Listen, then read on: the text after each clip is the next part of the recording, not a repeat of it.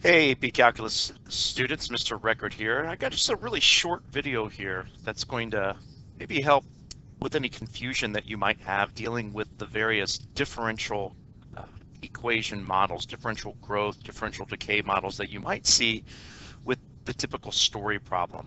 And I like to break it down into the three different types because those are the ones that you're more apt to see. So the first one I like to call just your standard model, the one that you probably learned first, where the language within the problem would say something to the effect of that the rate of change of y is directly proportional to y. Well, when you see these, and it's probably a good chance that you probably already have if you're watching this video, but when you translate this, you get the rate of change of y with respect to t is equal to k, some constant, times y. That's what it means to be directly proportional. Now, when this is solved, and the purpose of this video is not to do the solutions. I've got plenty of videos that will outline those. But when this is solved for, this produces the ever popular KEKT, is what we like to call it at Avon High School. Y is equal to C times E raised to the KT. And I may point out that this C will always be the initial amount. That quite likely could be, say, an initial population, perhaps an initial amount of money that might be invested in an account compounded continuously, something along those lines. Now, after a while, you might then progress to the next type. I call this the type 2 in my class. And it's the one that's got the language that's just a little bit different. It says the rate of change of y is directly proportional to the difference between y and some constant. And I want to point out that this difference can actually kind of be manifested in two different ways. So there's actually subcategories of this particular type. The one that I think you see more often is the one that deals with populations of animals. While the growth model that you see up here has some real-world pertinence, it is incredibly flawed in that if you think of the graph of, say, CE to the KT, where K is going to reflect growth, you might have a curve that looks like this, which is completely unrealistic in most senses, in that a population can't just continue to grow and grow and grow and grow as time goes on. There must be certain factors that would affect that from happening. Well, this particular model sort of addresses that to an extent, but there's a model coming up that's even better still. So the first type of this model might say something to the effect of, and I'm going to just make this up, but maybe it says something to the effect of that the rate of change of a population of some certain animal, that will vary proportionally or directly as the difference between that particular y and some constant, or in p in this case. In most instances, let's say that that constant is 600. In most instances, the problem will be set up like this, where that constant comes first.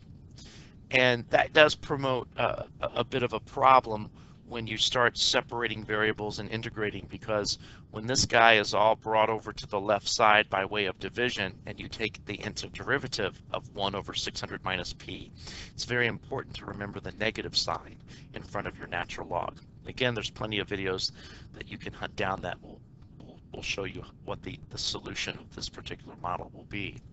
The other type in this category reads very similar, and we covered it at our school because it's kind of a nice little science fact. It's called Newton's law of cooling, named after the mathematician and scientist Isaac Newton, one of the founding fathers of calculus.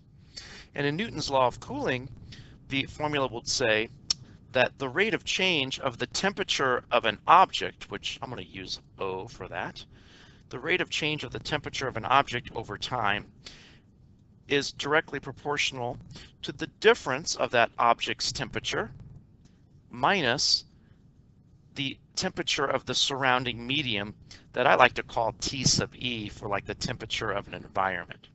And most often that TE is probably given to you in a problem as a constant. It's obviously something that can be measured. Let's say you take a cake out of the oven and you set it on your counter. Well, you can certainly figure out what the room temperature is by just looking at your thermostat. In this particular case, since the variable comes first and then minus the constant, you don't have to worry about that negative in front of your natural log when you divide over. And then the final piece of the puzzle here is the problem that maybe it's possible that it could be written like this. It could be worded this way, that the rate of change of y obeys a logistic growth model with and I apologize, let's change this. This actually should be carrying capacity. A carrying capacity, or perhaps it might say an upper limit of L. It could be worded a variety of ways. Typically, this L is something that's going to be given in the problem. Not always, but it most likely would be. Now, this differential equation is a little different still. It would look something like this. Let's say that it's a population P. So the rate of change of that population would vary proportionally with the population. So, whoops, forgot what letter I was using there. Let's go P again. So far it looks like, well, heck, it looks a lot like our first model, if you think about it. But there's a few other things happening with this, and those other things are something along the lines of 1 minus that population divided by that carrying capacity. Now, please keep in mind, this could be written in a variety of other ways. Perhaps a common denominator of L could be achieved. So you have to kind of be on your toes and really be able to recognize it in its various forms. Once this is actually solved, it will produce something along the lines of this. Your population would equal L over, and this is what I like to use in my classes. I call it 1 plus Becht. I use B for a new constant just so it doesn't get confused with the C that you see in the first type of differential equation. And I still have the e to the kt. I know some teachers will do this. They'll put a k value that's negative there, and then when the students solve the k, it'll turn out to be positive and whatnot. I don't worry about that. I just let the variable of that value of that constant be k, and then k will turn out to be whatever it's supposed to be. All right, now I've got other videos that will talk about how you can jump from here to here. Let it be known that this type of problem that we just discussed here is really a calculus BC topic, logistic growth. So they are a little bit more difficult to do because they require that partial fraction decomposition, which although is a pre-calculus idea that you've learned, it's something that you don't really hone and use a lot until you get to calculus 2 or BC. So anyway, if this, hopefully this helps kind of dispel any confusion that you might have about the 3 different kinds of differential equation models. You just want to make sure that you recognize each one and just kind of deal with it, based on its own merits. Anyway, I hope this helps, and we'll see you at the next video.